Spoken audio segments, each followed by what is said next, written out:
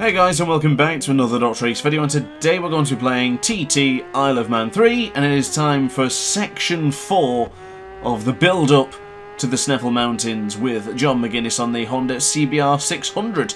So I'm pretty curious about this section because we're getting further into the area of Sneafull Mountains, which I'm not really that confident on. I tend to do a lot of the other smaller versions of tracks which tend to cut off in different parts of the circuit. So into the right hand side, quite strong going into turn 1, and we'll try and then move over to the left hand side going into Ginger Hall and then onward. So a little bit sluggish into some of these corners, but this is just the qualifying, so I'm going to aim for a decent qualifying position, and hopefully in the race situations I can start getting some good spots. Now of course, as what I did last time in the previous video, if you didn't watch, I was unable to get the top spot, so I tried again to see if I could do it, and unfortunately I wasn't able to. So we're going to see what the best possible finish we can do, because this is going to be a really tough battle to obviously tackle the full mountains in its entirety, and with taking each step nice and slowly and with a lot of precision, we should eventually get the top spot against the 100% AI. So into the right hand side, very difficult part coming up here because you don't want to be hitting the brakes too firm. It is easy to drop the front, or worse, just crash straight into the barrier for braking too late. So into the Churchtown area now, we're going to try and get this quick snaking and changing directions here. Quite confident so far as we get very close to the wall there. Goodness me, almost scratching the paintwork on the Honda right there on the brick wall, or the stone wall should I say, as we now go to the left hand side. Back across into the right here is a very, very tight, twisty section, and I've gone straight across onto the pavement, and that will give us 1.3 seconds of a penalty. That could be costly for our attempts at a good qualifying position, because of course this is on an interval start for the race, and I don't really want to be waiting an eternity for all the riders ahead of me to start as we're waiting at the back. So now into a very difficult corner as well. Going to brake nice and early into Parliament Square as we now bring it in tight. Quite relaxed, to be honest with you. I did feel like I probably could have braked a little bit later there, but it's better to brake too early and readjust rather than braking too late and being far too late on the brakes and end up crashing and burning. But thankfully we didn't do that here today. So into the left hand side, another tight corner to tackle. Not a bad apex there coming in from us controlling John McGuinness as we now dive into the right hand side. I do like this part of the Sneafull Mountains, the Ramsey hairpin, the very tight apex. I do love that one. I didn't actually go as tight as I probably would have liked, but I guess now I've remembered that TT3 you can't really go too tight some of these corners because you just tend to crash. Another very, very terrifying part is this bit here. I always find myself crashing in this part, so I'm happy to see that we're still on board the motorcycle and we're still able to finish section 4 within a couple, 3 minutes and 10 maybe. We might get there across sooner, but across the line the lap time is a 3:08.250, including the 1.3 second penalty. That's great from the rolling start. I'm quite happy with that with John McGuinness. So let's get into the race.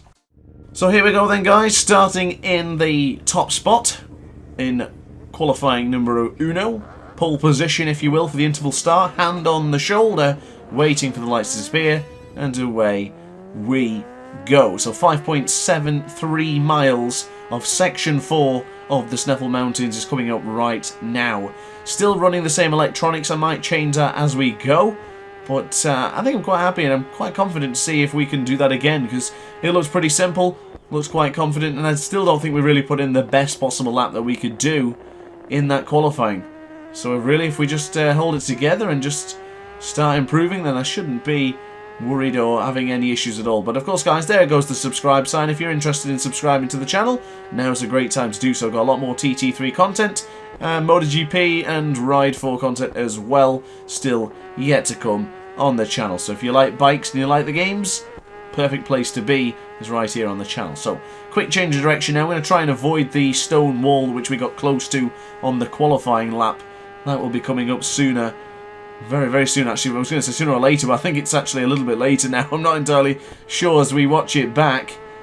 Didn't really need to let go of the acceleration there or to go anywhere on the brakes. But here it comes, and this is where the wall was to our right hand side in just a moment. We're still quite confident there as we now go onto the firm part of the brake. Whoa! sliding the rear ever so slightly. Looked like we were going to go down there. Just felt the momentum of the bike shifting around and just wanting to launch us off into the scenery. But there is the stone wall to the right. Nice and avoidant action this time around. Don't really need to be dicing with death every single corner. Of course, the sensation of doing so in TT3 as we get caught on the pavement again, right on the curb. No penalty time this time. This is the point where I got my penalty, but it looks like we managed to move past it. Whoa, whoa, oh, goodness me. That was a wobble and a half. I thought that was going to be curtains for our chance at Section 4 completionist. So now into the left-hand side, still rocking the same electronics. I did mention I was going to look at changing them, but I'm quite content with what we've got so far. So hard on the brakes we go with them for Parliament Square. A little bit late on the anchors, but we're able to lift the bike up and still move with precision and speed. It's always what we're looking for here in TT3. Of course, it's absolutely crucial to maintain that speed, as again pushing to the limits with the 600. This is, of course, a default stock bike. No changes to the settings and no upgrades has been applied to this bike here in this video. Still trending to be position number 1. Into the Ramsey hairpin we'll go once again, into the middle part of the track, using all of the tyre on the rear of the Honda CBR. So now into the right hand side. We do have the very difficult point in a moment. Of course, this is the scary bit for me, at least. Really don't like tackling this corner with too much confidence, and you can't really tackle that being too brazen.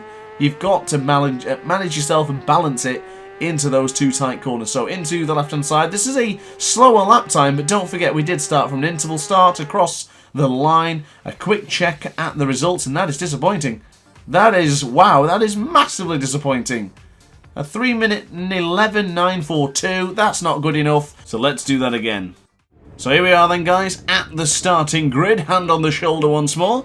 We'll wait for the green light to appear and then we'll go. Not a bad start, as good as you really can do with the 600s here in TT Isle of Man 3. Now I have manipulated the electronics just a small amount, increased the traction control by 1, and the same can be said for the anti-wheelie. So I'm hoping this will make a difference for our challenge here today. So into the Sulby Bridge, we're braking quite firm now. Look at the rear brake getting slammed on there as well. Quite confident going into that change of direction. Okay, I feel pretty good so far. I do feel the place I'm losing more time is probably towards the latter stage of this section here. And I won't lie to you, I had a bit of trouble doing this video at first. I couldn't really get into the grips of TT Isle of Man 3 again. But this is my completed attempt, or second completed attempt.